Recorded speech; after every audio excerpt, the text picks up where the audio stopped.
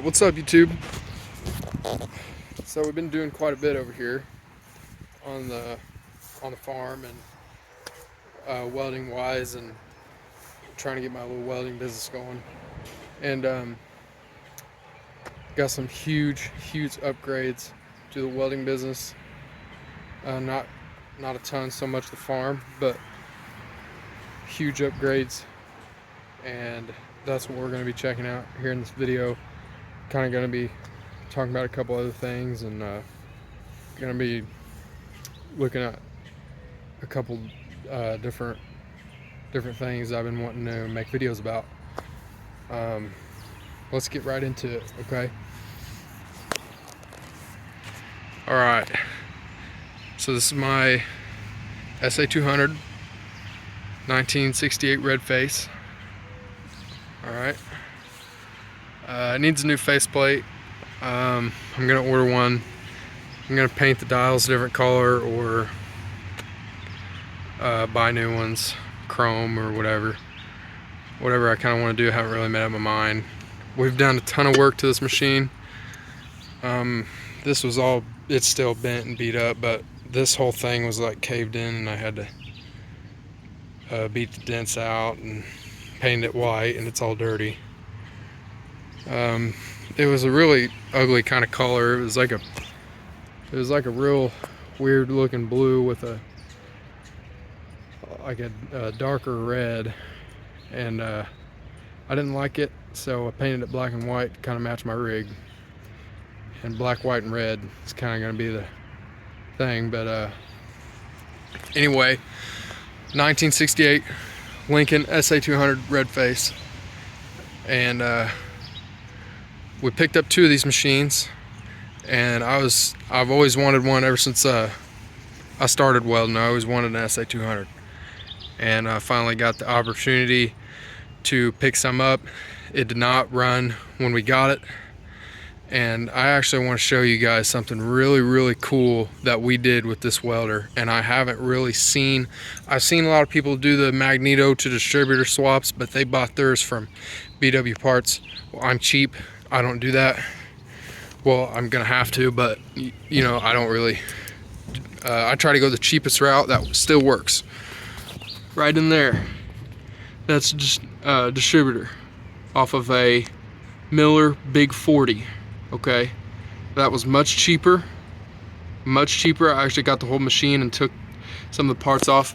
I took that little stud off there of the other Miller Big 40 head, took that out, and there's a rod that goes down in here. We took that off of the Big 40, and it works right on this because this is a red seal 4-cylinder gas, and the Miller Big 40 was a red seal 4-cylinder gas, so it worked out really good.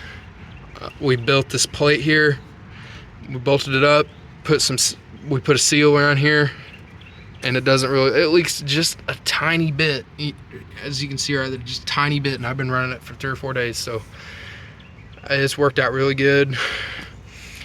Oil bath filter, I didn't have a filter on it whenever I was running it, just to make sure it worked. The hood's white, obviously, but you can see we absolutely beat the crap out of it with a chain trying to put it on here.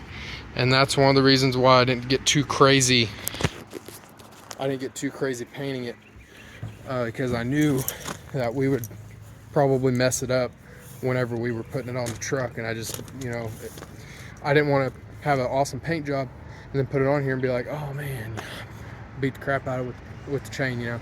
So anyway, so I will take that hood off one of these days and repaint it and do a much better job, sand it down a little bit better. And I need to repaint the whole machine again and sand it down. We got back here, we dented this up whenever we put it on. It kind of sucked, but we dented that. That's really the only thing that we messed up when putting it on. And these machines are crazy heavy, and I used to have a Miller Bobcat 250 on here, and I just wanted to go with an SA200. That way, yeah, they're just my preferred machines that I like. So we're kind of going to do a rig tour, kind of do more about the welders and machines and stuff and what's been going on. So I'm going to show you the other machines, and then we'll be right back to the kind of rig. Okay, so this is a Miller Bobcat 250 I used to have on there. It's a great little welder. Great little welder. Pretty self-explanatory. I think it's been in a couple of my videos already, but just thought I'd show you guys it. Now we're gonna walk over here and we're gonna look at the other welder, the other SA200 that we picked up. Let's go check out. Okay, here's the 1979 SA200. See, it's got the automatic idle and all that good stuff. This one doesn't run, and they both came on these trailers. The other red face over there and this one both came on trailers. You know, this one on the outside's in a little bit better shape than that one was, but over here on the inside, not so much. Like we took the carburetor off. We're already working on it, but took the carb off. It's got a broke manifold, but the exhaust is right there, so I'll have to do some heating and probably some little bit of welding on that. The sediment bowl's broke. You have that on the big jobs. I'll just redo that. I'll get that out of there. Yeah. So should be we're gonna work on this one. Maybe do a little bit more videos on this one, because, you know, 1979 blackface. Now let's get back to the rig. Okay, before we get back to the rig, just want to show you guys the big 40 we picked up. Picked it up, decent price. It was one of those prices where I just couldn't skip by it. So, and this one, it's got a ton of parts missing off of it. Carburetor's gone, several wires, a lot of wires gone, the fuel tank's gone, all the sheet metal's gone. I don't really know the story behind it, but I don't know. We've been using a bunch of parts off of it to get the red face running, and I just thought I'd show you guys this. Let's get back to the rig. Okay guys, so anyway, back to the distributor magneto swap that we done. The magneto they sell from VW Parts is a electronic magneto. Like, I guess it don't have no points or anything in it. That one does have points, all that good stuff. And I told my brother, I was like, I don't see why it wouldn't work still. You see what I'm saying? And he was like, yeah, you know, I think we can do it. So we did it anyway, and it works great. I mean, works amazing. I didn't have to pay $400 for a kit or anything, so I was excited about that. And I think it costs about, I have no idea, but anyway, definitely cheaper route. It does not have the automatic idle yet. I might put that in, I might not, I don't know. I need to get my inverter hooked up, that way I have AC power before I do anything. Like I said, it's been on the rig for a couple days now, and love running the machine. Great running machine, and all that good stuff. And so I built this slide out toolbox. It's pretty neat. If you're a local guy that watches the videos, you want one, let me know. I do custom work. Hold my pancakes, hold my sockets, all that good stuff back here, and it's easy to use. Holds a bunch of tools. I got this thing weighted down. And then all you do is slide it back in there, close this up. I built this that way rainwater comes off of it pretty easy and nothing gets in there. I mean, that thing stays dry. I mean dry, okay? Let me know if you want one. Neat little hinges here. I keep my rods in an ammo can, as I think you guys have seen before. Rods in there. Snagged that idea from several welders that I watch on YouTube. Them guys are pretty good at what they do, so I try to take a bunch of ideas and see if I like them, and if I don't, I don't. If I do, I use them. Pipeline box, bunch of low weld needs, just some junk, all that good stuff. Rod buckets, pipe wrap levels, grinders, lead wells. Got my 100-footers in there. We'll show you this other box. My rollout wheel, build it myself. I'm cheap. If I can build it, I'll build it myself instead of paying $1,200 for the rollout wheel. That's outrageous. Receiver, 2 and something inch going in. Square tubing, real nice, real heavy duty outfit right here. Spins real nice. I think this is like a Vevor or something rollout, or the chuck. I got the chuck part in there that undoes this, so I can roll pipe or whatever I want to do. Broke my vise, have that on the big jobs. I need to get me another one. Well, I have another one, I just didn't put it on the rig. And I've been getting the rig pretty spiffy to try to do this, and you just can't get it perfect, so. And there's going to be a lot of changes. That's all I do is change this welding rig for what I'm doing. I got a lot more junk over here. Got my torch set up over here. Big grinding wheels. Remote for my Miller 250. I need to get that out of here and get the SA200 remote put on and all that good stuff. And I don't really know what I'm going to do for the remote with the SA200, if I'm going to go cheaper route or just go ahead and spend the money and get the remote from BW Parts or whatever I want to do.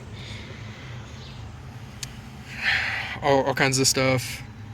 Cut-off wheels, grinding wheels, wire wheels, sand pads, all kinds of good stuff. Antifreeze for big jobs, and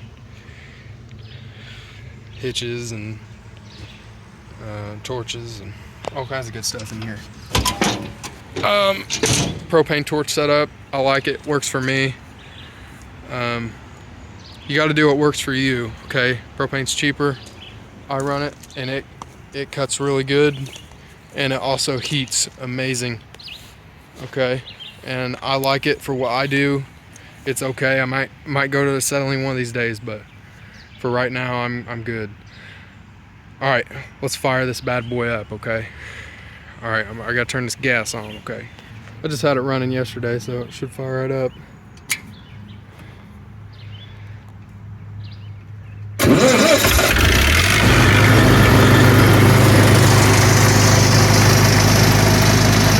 Good old 200.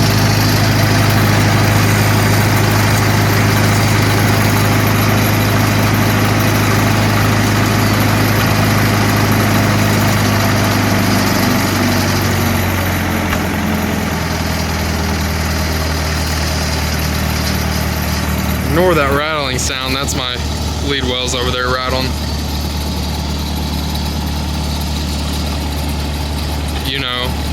Good running machine right here.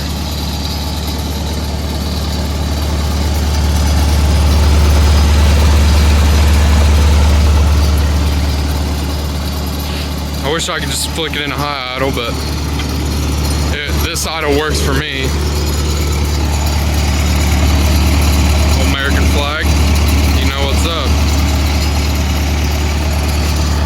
Get up here and idle this thing up a little bit.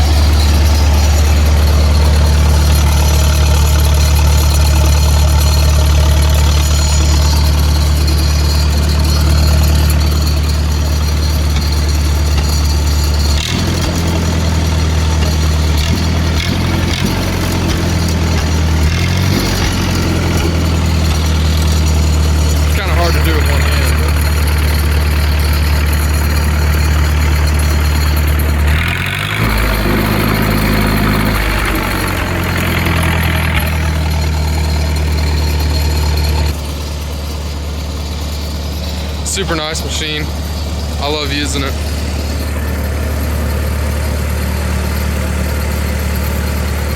quiet, smooth running machine. A lot more quiet than the 2-cylinder Millers and the Lincolns. I've used both, but I like both companies. Lincoln makes great machines. Miller makes great machines. I'm not really partial to either one. I love them both. They're all good stuff. Second gen, I do like a Dodge 12 valve. It's good stuff. 5-speed. Good old work rig out here.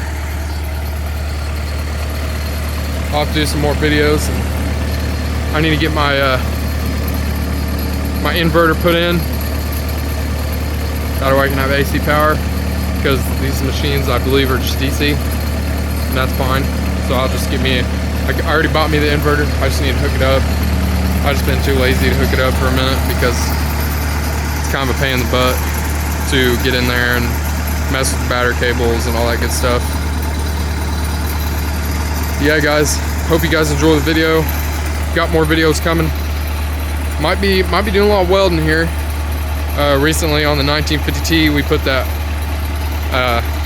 loader on there and we broke the fork off the loader, so I might have to weld that up. But good stuff. Hope you guys enjoyed the video. Let me know what you want to see in the comments, okay? See you guys.